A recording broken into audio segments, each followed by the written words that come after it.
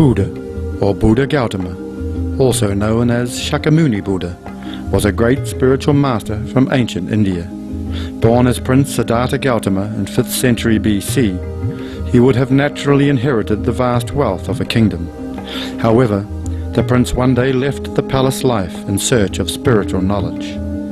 After years of contemplative seeking, the Buddha attained enlightenment under the Bodhi tree.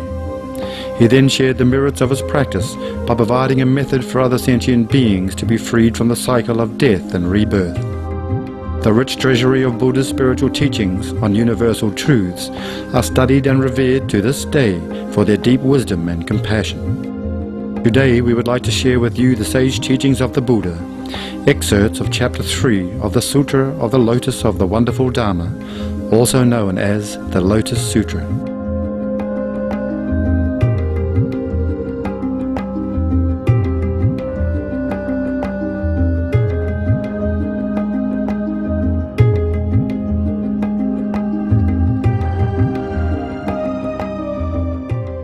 At that time, when the 4 kinds of believers, namely monks, nuns, householder men, and householder women, and the heavenly beings, dragons, yakshas, nature spirits, gandharvas, demigods, asuras, supernatural beings, garudas, wise bird creatures, kimnaras, half-human, half-bird celestial musicians, mahoragas, great serpents, and others in the great assembly saw how Shariputra received from the Buddha this prophecy, that he would attain Anuttara Samyak Sambodhi, highest perfection.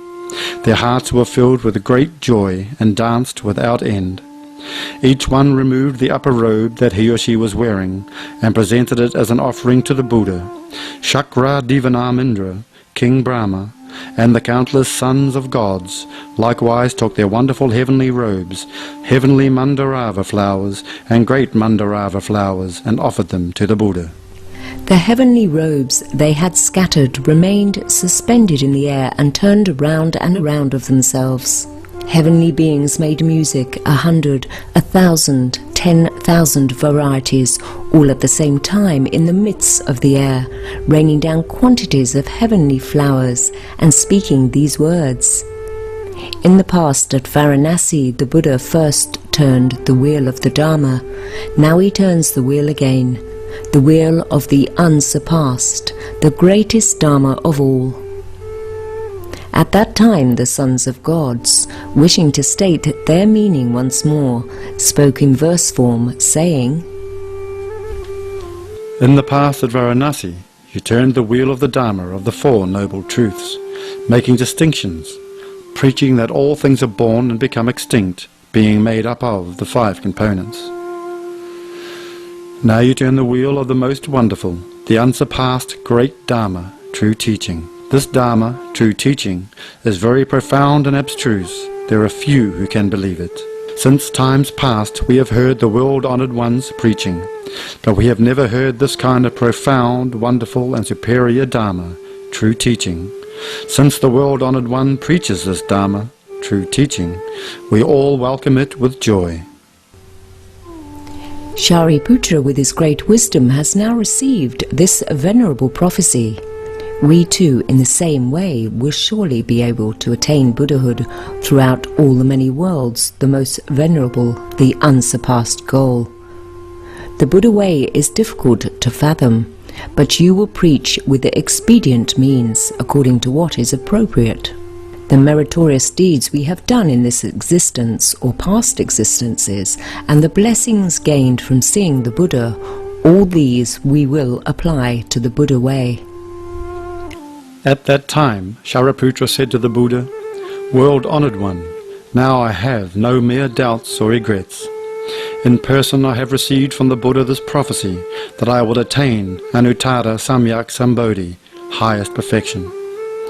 These 1,200 persons here whose minds are free, in the past they remained at the level of learning, and the Buddha constantly taught and converted them, saying, My Dharma can free you from birth, old age, sickness and death, and enable you to at last achieve nirvana, eternal bliss.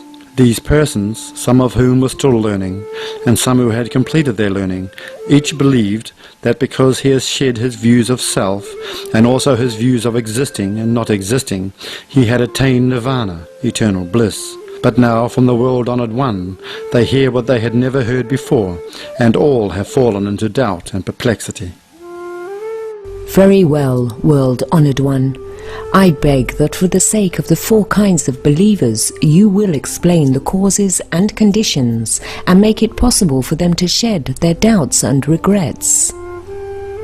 At that time the Buddha said to Shariputra, "Did I not tell you earlier that when the Buddhas, the world-honoured ones, cite various causes and conditions and use similes, parables and other expressions, employing expedient means to preach the Dharma, it is all for the sake of Anuttara Samyak Sambuddhi, or the highest perfection. Whatever is preached is all for the sake of converting the bodhisattvas. Moreover, Shariputra, I too will now make use of similes and parables to further clarify this doctrine, for through similes and parables, those who are wise can obtain understanding." Shariputra, suppose that in a certain town, in a certain country, there was a very rich man. He was far along in years, and his wealth was beyond measure. He had many fields, houses, and men-servants. His own house was big and rambling, but it had only one gate. A great many people, 100, 200, perhaps as many as 500, lived in the house. The halls and rooms were old and decaying, the walls crumbling, the pillars rotten at their base, and the beams and rafters crooked and aslant. At that time a fire suddenly broke out on all sides, spreading through the rooms of the house.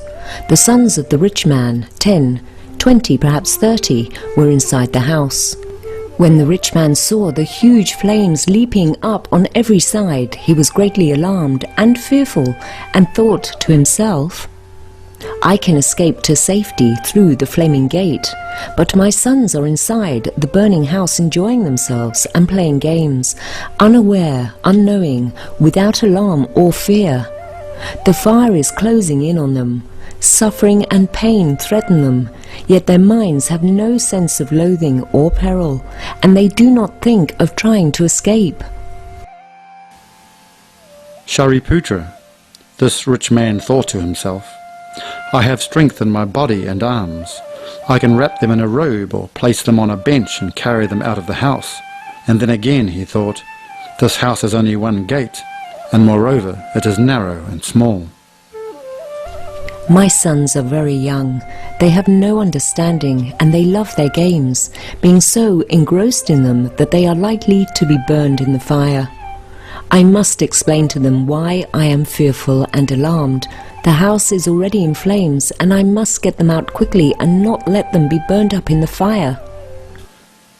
Having thought in this way, he followed his plan and called to all his sons, saying, "You must come out at once." But though the father was moved by pity and gave good words of instruction, the sons were absorbed in their games and unwilling to heed them. They had no alarm, no fright, and in the end no mind to leave the house. Moreover, they did not understand what the fire was, what the house was, what the danger was. They merely raced about this way and that in play, and looked at their father without heeding him. At that time the rich man had this thought, "The house is already in flames from this huge fire. If I and my sons do not get out at once, we are certain to be burned. I must now invent some expedient means that will make it possible for the children to escape harm."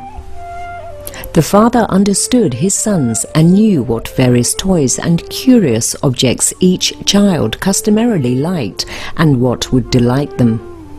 And so he said to them, "The kind of playthings you like are rare and hard to find. If you do not take them when you can, you will surely regret it later. For example, things like these goat carts, deer carts, and ox carts. They are outside the gate now where you can play with them. So you must come out of this burning house at once. Then whatever ones you want, I will give them all to you.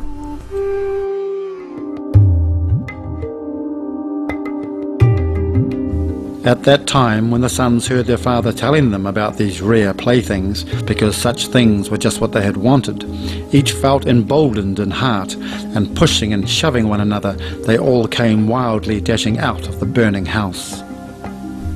At that time the rich man, seeing that his sons had gotten out safely and all were seated on the open ground at the crossroads and were no longer in danger, was greatly relieved, and his mind danced for joy.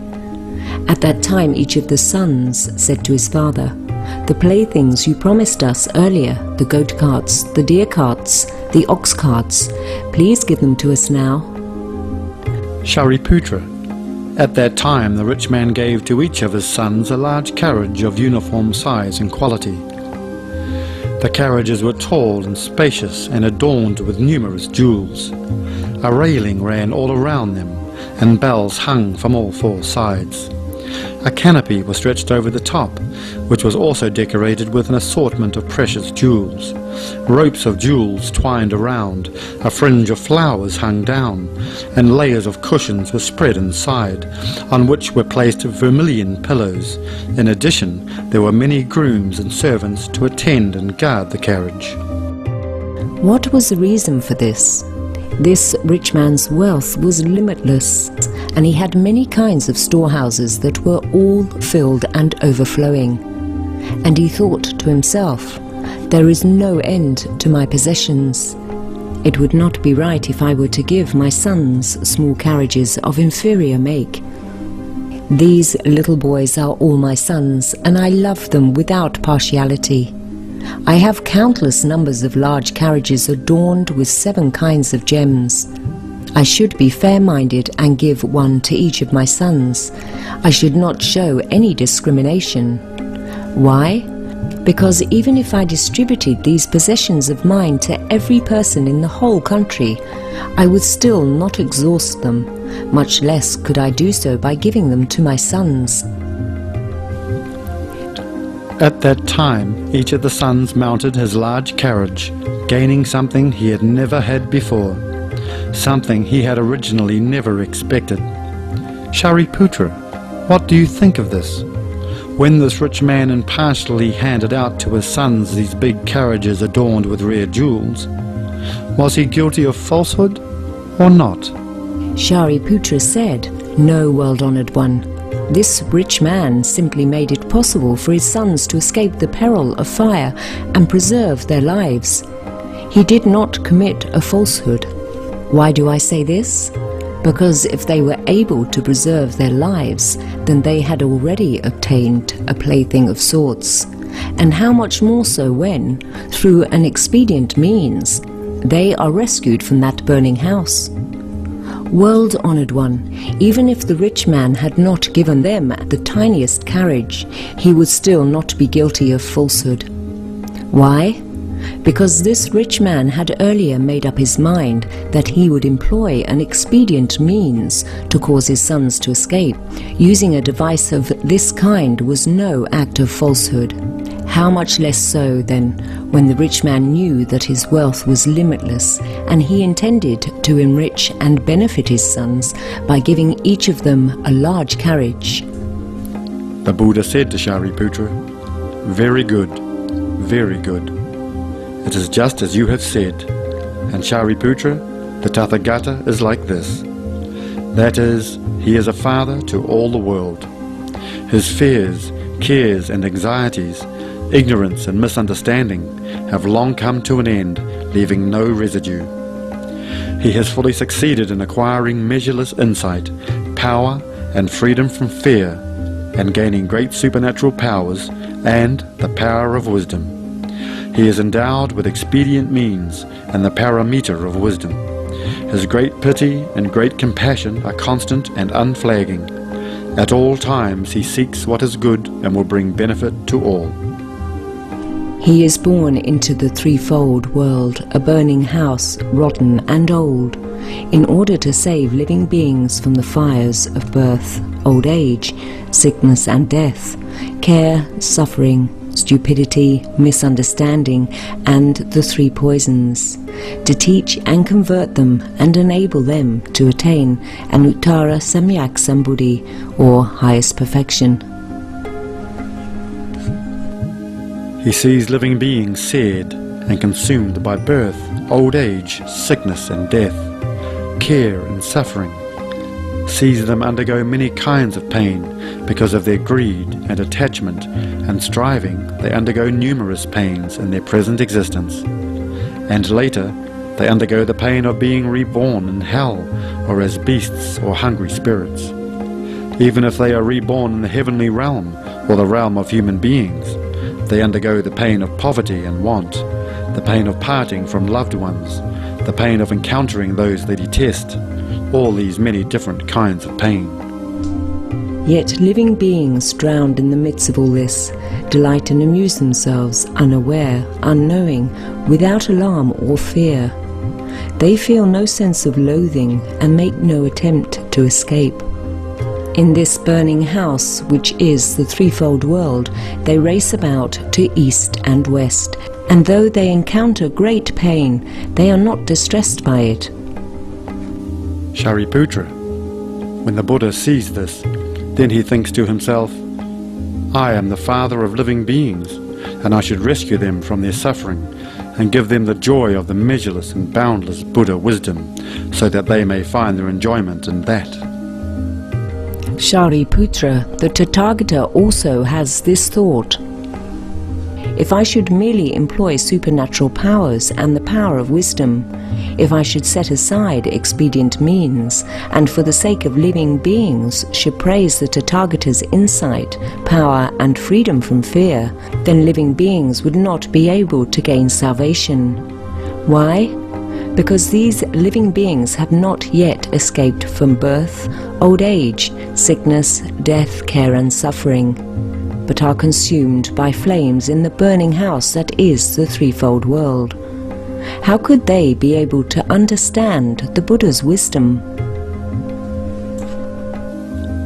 Shariputra, that rich man, though he had strength in his body and arms, did not use it. He merely employed a carefully contrived expedient means, and thus was able to rescue his sons from the peril of the burning house, and afterward gave each of them a large carriage adorned with rare jewels. And the Tathagata does the same. Though he possesses power and freedom from fear, he does not use these. He merely employs wisdom and expedient means to rescue living beings from the burning house of the threefold world, expounding to them the three vehicles, the vehicle of the voice-hearer, that of Pratyeka Buddha, lone Buddha, and that of the Buddha. He says to them, you must not be content to stay in this burning house of the threefold world. Do not be greedy for its coarse and shoddy forms, sounds, scents, tastes and sensations. If you become attached to them and learn to love them, you will be burned up. You must come out of this threefold world at once, so that you can acquire the three vehicles. The vehicles of the voice-hearer, the Pratyeka Buddha or lone Buddha, and the Buddha. I promise you now that you will get them, and that promise will never prove false. You have only to apply yourselves with diligent effort. The Tathagata employs this expedient means to lure living beings into action. And then he says to them, you should understand that these doctrines of the three vehicles are all praised by the sages. They are free, without entanglements, leaving nothing further to depend upon or seek. Mount these three vehicles, gain roots that are without outflows, gain powers, awareness, the way, meditation, emancipation, samadhis, and then enjoy yourselves. You will gain the delight of immeasurable peace and safety.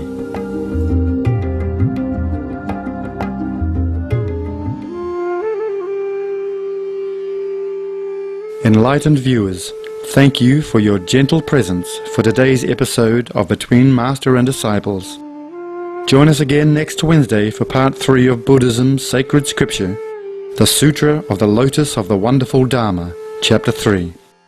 Please stay tuned to Supreme Master Television for Planet Earth, our loving home. Coming up next after noteworthy news. Joyously, we wish you many blessings from the Divine. For more details, please visit www.suprememastertv.com/BMD.